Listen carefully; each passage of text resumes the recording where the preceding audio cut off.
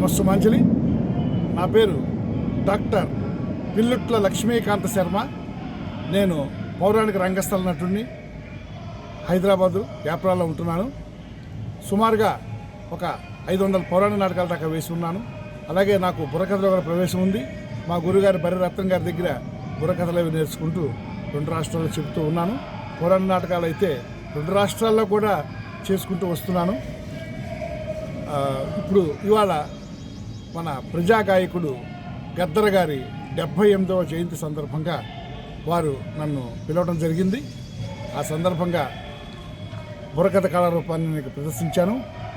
నన్ను ఇన్వైట్ చేసినటువంటి గద్దర్ మేడం గారికి మరియు సత్యాన్ గారికి మరియు వాళ్ళ ఫ్యామిలీ మెంబర్స్ అందరికి కూడా నమస్సుమాన్ని తెలియజేసుకుంటూ